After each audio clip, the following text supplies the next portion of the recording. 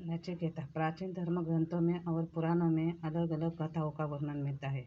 हमने भक्त प्रहलाद की कथा सुनी, श्रवण कुमार की कथा है और बालक ध्रुव की कथा भी सुनी है। और अब हम नचिकेता के बारे में जानेंगे। नचिकेता वैदिक युग के एक तेजस्वी बालक थे। नचिकेता का वर्णन मूल रूप में कठोपनिषद में है। उन्होंने भौतिक वस्तुओं का परित्याग किया। नचिकेता को दुनिया का पहला जिज्ञासु माना जाता है।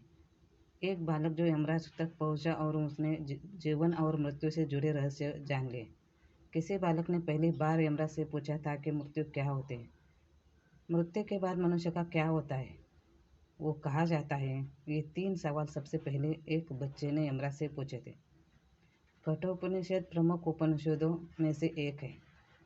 मूलतः ये उपनिषद नचिकेता और यमराज के संवाद का ही ग्रंथ है। वाजश्रवा नाम के एक ऋषि के संतान थे नचिकेता। वाजश्रवा ने एक यज्ञ का आयोजन किया था। यज्ञ की संपत्ति पर वो ब्राह्मण और जरूरतमंदों को दान दे रहे थे। ये एक ऐसा पवित्र अनुष्ठान था जिसमें उन्हें अपनी सारी सांसारिक संपत्ति, घर, अपना सारा सामान, यहाँ तक कि अपने बच्चे, पत्नी, यानी अपना सब कुछ ऋषियों, ब्राह्मणों और दूसरे लोगों को दान में दे देना था। इस तरह के यज्ञ से आप आध्यात्मिक आनंद प्राप्त कर सकते हैं। ये एक ऐसा साधन है जिसे पारंपरिक रूप से रचा गया है। नचिकेता के पिता ने बेकार की चीज़ें दान कर दी। कुछ लोग आध्यात्मिक ज्ञान के लिए इस तरह का शपथ लेते हैं। नचिकेता के पिता ने यह शपथ ली और उन्होंने अपनी सभी बीमार गाय, बेकार संपत्ति और जिन चीज़ों की उन्हें ज़रूरत नहीं थी, जो किसी न किसी रूप में उनके लिए बोझ थी, वे सब दान में दे दी। जिन चीज़ों की उन्हें वाकई ज़रूरत नहीं थी, जैसे अपनी दोनों पत्नियों और बच्चों को, उनको उन्होंने अपने पास ही रखा। नचिकेता को यह सब देखकर बहुत दुख हुआ। उसने देखा कि उसके पिता ने ईमानदारी नहीं देखी। उसके पिता ने शपथ ली थी कि वह सब कुछ दान करके आध्यात्मिक आनंद प्राप्त करेंगे। नचिकेता अपने पिता के पास गए और इस बारे में उनसे बात करने लगे। उसकी उम्र उस समय सिर्फ 5 साल की थी, मगर उसमें असाधारण समझदारी थी। नचिकेता ने अपने पिता को समझाना चाहा। नचिकेता ने अपने पिता से कहा, आपने ठीक नहीं किया। अगर आप सब कुछ देना नहीं चाहते तो आपको यह शपथ नहीं लेनी चाहिए थी। एक बार शपथ लेने के बाद आपको सब कुछ दे देना चाहिए था। मुझे बताइए कि आप मुझे किसको दान करने वाले। उसके पिता क्रोधित हो गए और बोले, मैं तुम्हें यम को देने वाला हूँ। यम मृत्यु के देवता होते हैं। नचिकेता ने अपने पिता की बात को बहुत गंभीरता से ले लिया और फिर वह यम के पास चला गया। यम की प्रतीक्षा में नचिकेता ने 3 दिन बिताए। यम उस समय यमलोक में नहीं थे, वो घूमने हुए थे। नचिकेता पूरे 3 दिन तक इंतजार करता रहा। एक छोटा सा बालक भोजन पानी के बिना यम के द्वार पर इंतजार करता रहा। उसका इरादा पक्का था, क्योंकि वो सिर्फ ज्ञान चाहता था। 3 दिन बाद यम लौटे। तो उन्होंने पूरी तरह थके हुए और भूखे मगर पक्के इरादे वाले इस छोटे से बालक को देखा। वह चुपचाप वहाँ बैठा हुआ था, बस वह बैठकर यम की प्रतीक्षा कर रहा था। यम इस बालक के पक्के इरादे से बहुत प्रभावित हुए, जो 3 दिन से प्रतीक्षा कर रहा था, वह भी बिना कुछ ग्रहण किए। वो बोले, मुझे ये देखकर बहुत अच्छा लगा कि तुम 3 दिन से मेरा इंतज़ार कर रहे हो। तुम्हें क्या चाहिए? मैं तुम्हें 3 वरदान देता हूँ, बताओ तुम्हें क्या चाहते हो। नचिकेता ने पूछा। मृत्यु के रहस्य के बारे में नचिकेता ने सबसे पहला कहा, मेरे पिता बहुत लालची है। वो सांसारिक सुख सुविधाएं चाहते हैं, इसलिए आप उन्हें सारे भौतिक ऐशो आराम का आशीर्वाद दें, उन्हें राजा बना दीजिए। ये यम ने कहा। और उसने दूसरा वरदान मांगा, मैं जानना चाहता हूँ कि मुझे ज्ञान प्राप्त करने के लिए किस तरह के कर्मों को और यज्ञों को करने की ज़रूरत है। वैदिक साहित्य में हमेशा यज्ञ की बात की जाती है। सारा वैदिक साहित्य ऐसा ही है। यज्ञ के बारे में यम ने उसे सिखाया कि उसे क्या करना चाहिए। फिर नचिकेता ने उनसे पूछा, मृत्यु का रहस्य क्या है? मृत्यु के बाद क्या होता है? यम ने कहा, यह प्रश्न तुम वापस ले लो। तुम मुझसे और कुछ भी मांग लो, मैं तुम्हें दे दूंगा। मैं तुम्हें धन दौलत दे सकता हूँ, मैं तुम्हें दुनिया के सारे सुख दे सकता हूँ, वो बोलते रहे। तुम मुझे बताओ क्या चाहते हो। तुम मुझे दुनिया की सारी खुशियाँ ले लो, मगर यह प्रश्न वापस ले मत पूछो। नचिकेतन का इन सब का मैं क्या करूँगा। आप पहले ही मुझे बता चुके हैं कि ये सब चीज़ें नश्वर है। मैं पहले ही समझ चुका हूँ कि सारे क्रियाकलाप लोग जिन चीज़ों में संलिप्त हैं वे सब अर्थहीन है। वह सिर्फ दिखता है, वह हकीकत नहीं है। फिर मुझे और धन दौलत देने का क्या लाभ। मैं कुछ नहीं चाहता, आप बस मेरे प्रश्न का उत्तर दीजिए।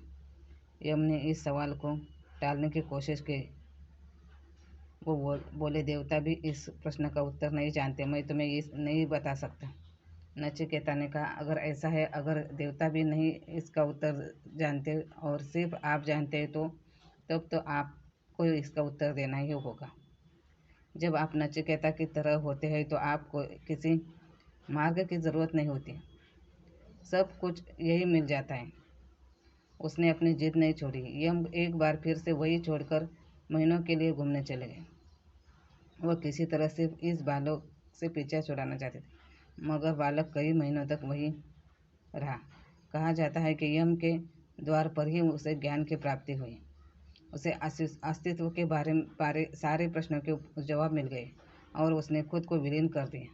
वह प्रथम जिज्ञासु था, इसलिए हमेशा उसे एक आदर्श की तरह प्रस्तुत किया जाता है। उस तरह का पक्का इरादा रखने वाला 5 साल का बालक जो वह सिर्फ ज्ञान चाहता था।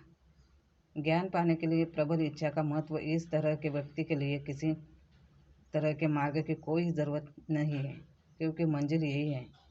वेलंगिरी पहाड़ियों की चोटी पर नहीं है। जब मंजिल यहाँ नहीं होती तब वह वेलंगिरी पहाड़ियों पर होती है और हमें धीरे धीरे उन पर चढ़ना पड़ता है। जब आप नचिकेता की तरह होते हैं तो आपको किसी मार्ग की ज़रूरत नहीं होती, सब कुछ यही मिल जाता है।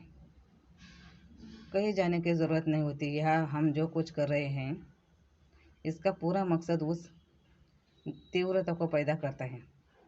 इच्छा को इतना प्रबल और शक्तिशाली होना चाहिए कि ईश्वर आपसे दूर न रह सके और दिव्यता आपको नज़रअंदाज न कर पाए। ऐसा नहीं है कि दिव्यता आपको नज़रअंदाज करने की कोशिश करती है, मगर आपका मन और अहंकार लाखों अलग अलग तरीके से वास्तविकता पर पर्दा डालकर उसे आपकी आंखों से ओझल करने की कोशिश करते हैं। आपकी तीव्रता ही आपको रूपांतरित करते हैं, चाहे आप कर्म के पथ पर चले या ज्ञान, क्रिया या भक्ति पथ पर। आपकी तीव्रता ही आपको इन रास्तों पर आपको आगे बढ़ाती है, न कि खुद ये रास्ते। अगर तीव्रता न हो तो कोई क्रिया कुछ नहीं कर सकती। जब तीव्रता इन क्रियाओं में आ जाती है तो उनमें आपको एक अलग आयाम तक ले जाने की शक्ति होती है, चाहे आप कर्म के पथ पर चले या ज्ञान के या भक्ति के पथ पर आपकी तीव्रता ही आपको इन रास्तों पर आपको आगे बढ़ाती है। यानी यह क्रिया नहीं है जो आपको रूपांतरित करती है, बल्कि आपकी तीव्रता आपको रूपांतरित करती है। जब आप में ये तीव्रता होती है तो क्रिया एक ज़बरदस्त सहारा लेती है जो उस तीव्रता को और बढ़ाती है। क्रियाओं का सारा मकसद यही है, चाहे आप किसी भी मार्ग पर भी चले, पथ का अनुसरण आपको कोई ज्ञान प्राप्त नहीं करा सकता जब तक कि आपके अंदर वह तीव्रता ना हो। किसी भी तरह के क्रियाकल्प पर यही बात लागू होती है।